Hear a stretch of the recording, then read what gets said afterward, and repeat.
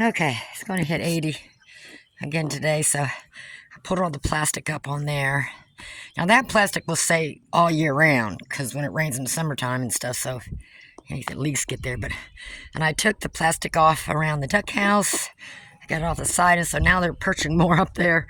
They just didn't like being enclosed in the plastic. Now I am leaving the plastic on their feeder spot out here, just in case it rains. But I did take off the bottom pieces so they get the airflow through there.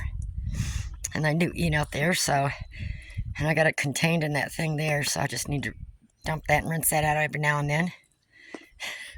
I just changed that water not long ago. So the ducks, I got one of the ducks in here. All of them were in here a bit ago. I don't know if you can see, I got a bunch of chickens up there. Is that cooler without the plastic? Yeah. I need to put a solar fan out here too. I think I have enough for the coop. Yeah, I got enough. I got about 4 or 5 of them. So yeah, I should have plenty. So, you doing, Thelma? Huh? Where'd you lay your egg yesterday? Or did you skip a day? Huh? There goes Clyde joining the chickens. And which one's out here? That looks like Lily. I don't know, Bonnie might be in there. All right. Fill up. I just don't want feed, just like I don't want feed inside my coop or inside the duck house. I'd rather keep it outside. I do have feed inside the chicken run.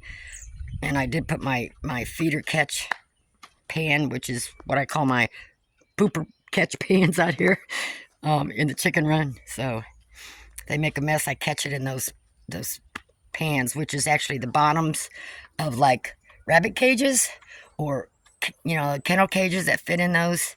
So there's different kinds.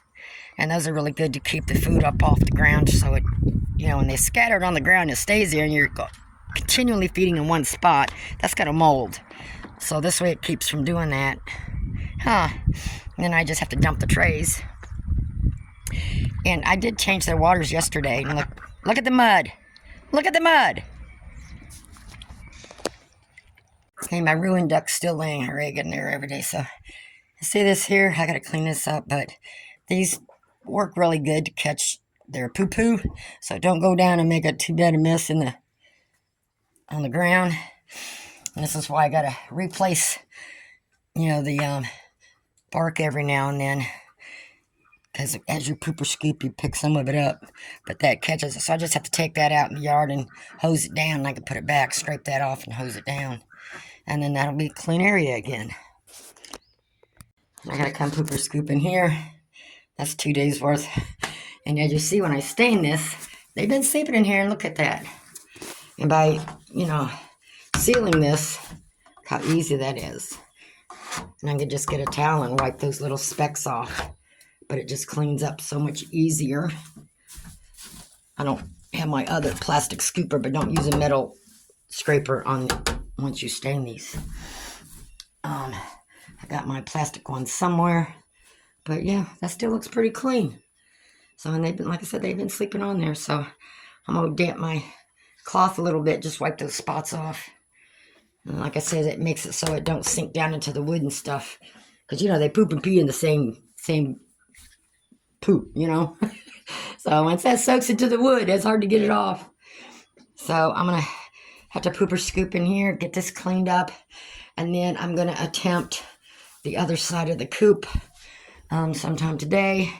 I think I have my idea laid out. Girlfriend, I know you want me to get my crap out of here, don't you? Don't you? I know. I'll get it out of here. I got to take that out and clean that off, hose it off. And I'm probably going to seal that also. I might sand it a little bit. It's not the best to put a stain over top of paint, but it works. I think I have some clear sealer. Well, I don't really need sealer, just paint.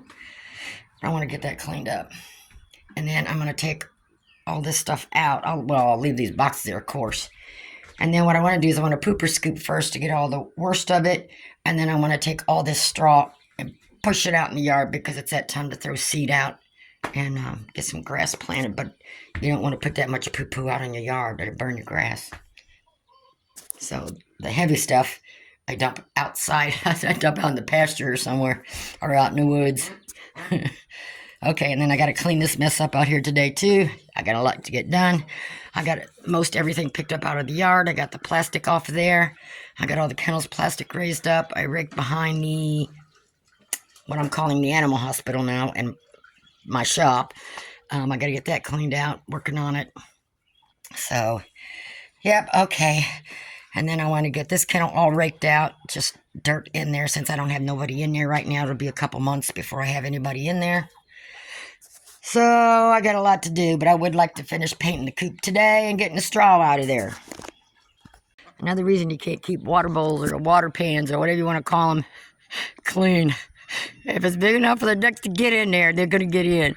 But I try to keep water a little scattered around the yard because they like hanging out over there too, and I want to make sure they get enough water. Ducks need plenty of water instead of them having to come all the way back over here to get a drink of water. Huh? Hot damn, Ma. Oh, no, baby girl. You better give me an egg today. All right. Okay, I got done pooper scooping. So I'm going to wait on pushing this straw out right now until I figure out what I'm going to do in here. So I still got to paint this side. So my girls are done laying. I did take one of these out that they weren't really using hardly ever, and I stuck it out there in the duck house. Maybe they'll use it out there. So what I'm going to do, change my mind again, of course. I'm going to make this the duck area. So if they want to lay their eggs out there in here, as long as they're dry and clean, I don't care. It's just if they do lay them out in the yard and it's been raining or they get wet, I come and feed them back to the birds. If I catch it right away and it's dry and hot outside, then I can normally keep those ones. But so I'm going to, once I get this painted, I think I'm going to rearrange this. And I might bring a kennel in here for anything I'm going to acclimate into the flock. But that's going to be down the road. So I may just leave this blank for now. I have to think about this. They use that one once in a while. Not very often. So I may get rid of that one. Sometimes you got to try different ones to see what they like. But that's definitely Thelma's. I'm going to stick her name on the front of it. And I will keep that one, because once in a while they do lay in there. So I'm getting this cleared out. So all I have to do is get painted around here. I think I'll just paint around the nesting boxes. So I have to pull them all out and put them all back again. I think that's it. So got this pretty clean. Anything black you see, that's feathers. Where some of them are molting. And I got that wiped off, so that's good. I need to go get my ceiling fans and put in here. Get my solars. At least get one fan in here. Let me try that. Okay, I got one fan up. I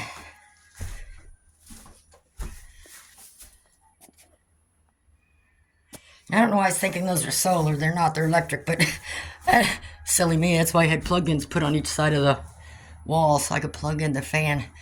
I haven't painted this side yet, but I went ahead because it is hot in there in these boxes laying. She's breathing kind of hard, so I'm going to get these rest of these windows opened up all the way, and I'll just leave that go. It actually feels pretty good, and then when I get painting, it'll dry really fast. Okay, I got this side painted. Well, I didn't get every nook and cranny.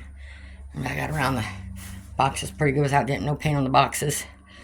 And I got this wall done. So I'm going to take a break. So I'm going to have the hen boxes over here.